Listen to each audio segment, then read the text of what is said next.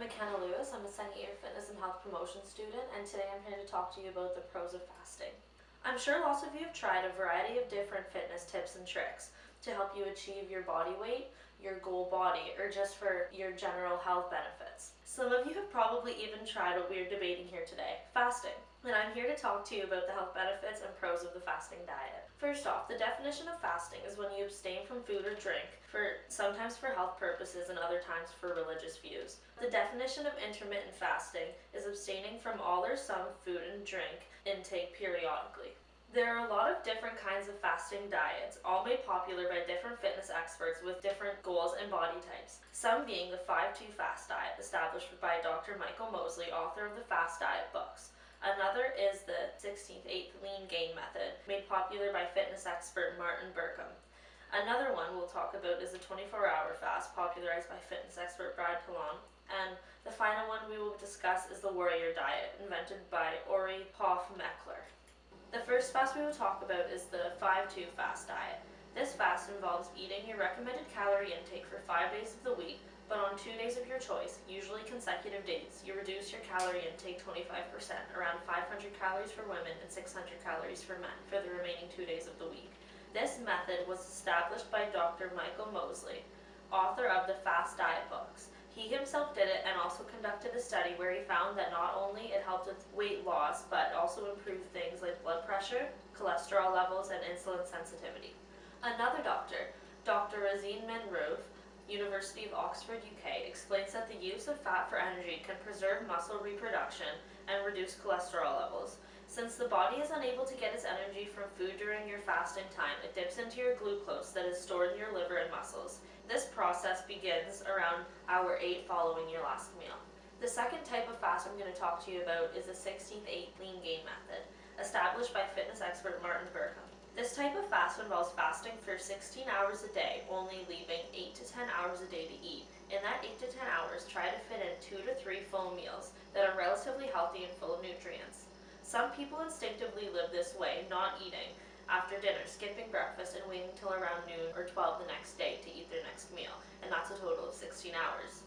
The longer you go without food, the more the detoxification process continues. This happens when any toxins in the body fat are dissolved and removed. Also, the longer you go without food, the more your hunger levels will rise, so by drinking lots of water and other things like coffee, it can help with the hunger. Another researcher, Mark Matson, did a study on productive benefits of fasting on neurons. It says that if you don't eat for 10 to 16 hours, which is this method's fasting time anyways, your body goes into its fat stores for energy, where fatty acid called ketones will be released into the bloodstream. This has also been shown to protect memory or learning functionality, plus slows disease processes to the brain. The third type of fast is a 24-hour fast, made popular by fitness expert Brad Pilon, where you don't eat for 24 hours. Obviously, this would not be the first one you would try, as it would be very hard to refrain from food for a full 24 hours, as most of us probably couldn't even do it for a couple minutes. For this one, you go from dinner to dinner, lunch to lunch, or breakfast to breakfast without eating, and then take a day break from your fast and consume your regular amount of food you usually would, and trying to make it as healthy but enjoyable as you possibly can. The last fast I'm going to talk about is the warrior fast, made popular by fitness expert Ori Hofmeckler. In this fast, you refrain from eating during the day, only eating small amounts of fruits and vegetables, all raw, but eat one big meal at night that is both healthy and filling. This diet has food choices similar of the paleo diet.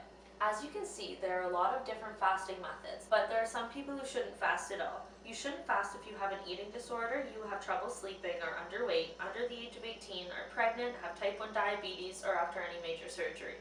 Fasting, if you have any of these things happening, can cause other problems or make you unhealthy, so always ask your doctor first if you're going to consider this dieting method anyways.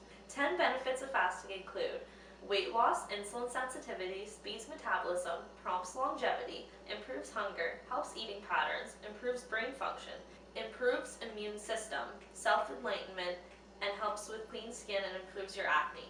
Another study done by Michelson et al. In 2009 also showed that therapeutic fasting helps with depression symptoms and improves anxiety levels in 80% of chronic pain patients after just a few days. The reason behind this is still not known, but it might be linked to the release of endorphins in the first 48 hours of fasting. Dr. Longo and colleagues also did a study on mice to suggest that prolonged fasting may also be an effective way to regenerate immune cells. This happens because when you starve, your system tries to save energy, One of the things it can do to save energy is to recycle old damaged immune cells and replace them with new ones. After the study on mice was a success, Dr. Longo did a study on human subjects. 19 volunteers had followed a diet plan for 5 days straight and then ate normally during the rest of the month.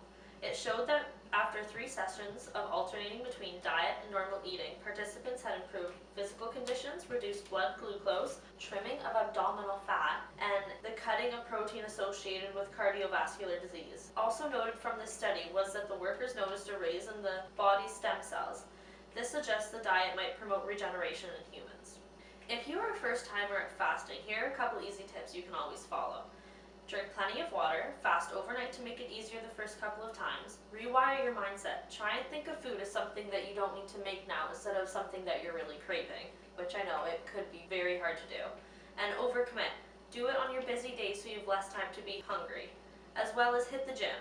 A lot of cardio and activity can help with any body weight goals or body images that you want to maintain. Remember, for anybody who wants to try fasting, to drink a ton of water during your fasting hours, as well as eat during your feeding windows, and that is very important. If we don't eat the good foods filled with nutrients, proteins, and carbs and other stuff, our hormones will start to be thrown off, and not eating enough of the right foods during window time can make you feel sick. Also, make sure that if you are working out while fasting, which you should be, you are getting the carbs and fats needed for energy. So try and plan on the rest days from the gym, you eat foods high in fats, and on the days you are hitting the gym, eat more foods with carbs. Protein should be high every day. But remember, all of this will also be based on your goals, gender, age, body fat, and activity level. In the end, I think that as long as you ask your doctor and are healthy enough to participate in a fasting diet, it is a great and healthy choice for weight loss and should be considered an option by those deemed appropriate. Hi, I'm Donovan Nowakowski, second year fitness and health student. Today I will be sharing my position on intermittent fasting. Based on my research findings and critical thinking, I have decided to go against the idea of fasting. Must know, intermittent fasting has a huge craze in the dieting world. Another ancient secret to lose weight, that actually might work, mainly revolving around sleeping and starving yourself. The diet limits feeding times during the day, ultimately increasing the time between digestion, and teaches the body to utilize stored energy, such as visceral fats. However, limiting daily nutrient intake and increasing biological stress factors to alter cellular processes and structures in the body may cause adaptations not beneficial. Claims to aid in physical and mental capabilities. Top reasons to avoid fasting are adaptive stresses, restriction of energy consumption, depression of anabolic response, and effects of mass digestion. Adaptive stresses occur when the body is forced to change or alter physiological processes and structures to maintain homeostasis.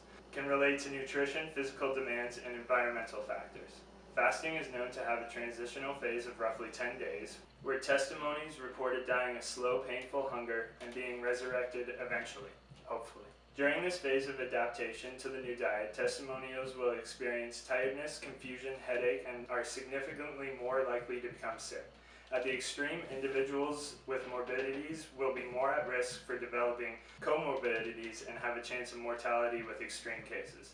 Restriction of energy consumption is the main idea behind weight loss. Calories in has to be less than calories out, causing the body to find energy already stored in the body. May be useful for specimens with a higher amount of body fat and can afford living in a caloric deficit daily. Less suitable for individuals with less body fat and are fairly active daily. Depletion of glycogen stores without sufficient glycogen replenishment, either by consumption or glycogenesis, will result in physical fatigue and possibly muscle atrophy. Protein glucogenesis is the conversion of amino acids into glycogen. During this process, if the body doesn't have protein readily available to be converted, the body will use amino acids located in the muscle, causing atrophy. The anabolic window is a term used to describe the maximal cellular function in relations to digestion and transportation of nutrients. Studies have shown increased activity and transportation of nutrients immediately after exercising to approximately 30 minutes prior. Improved circulation of nutrients results in more cellular processes, which then cause a greater hypertrophic effect on muscular structure. For individuals wanting to improve performance or fitness, may benefit from a diet revolving around their physical demands and their anabolic window. An alternative for restricting calories would be to consume your daily requirements in fewer amounts of meals throughout the day. Binge eating or mass digestion after a period of fasting can cause difficulties for the digestive tract. The bigger the meal, the more cellular processes that must occur to break down the food sufficiently, ultimately adding more stress on the body. Studies have also showed correlations between feeding times and circadian processes such as insulin and blood glucose levels, causing instability and homeostasis. Still, I wouldn't recommend fasting to you guys due to the adaptive stresses applied on the body, restriction of energy for cellular synthesis, contradictions with the ideal anabolic feeding times, and the physiological effects with eating mass amounts. Fasting might not be the ideal approach for you. I've not intentionally tried intermittent fasting myself. However, my sleep patterns can allow for me to fast up to 14 hours a day. Thanks for listening.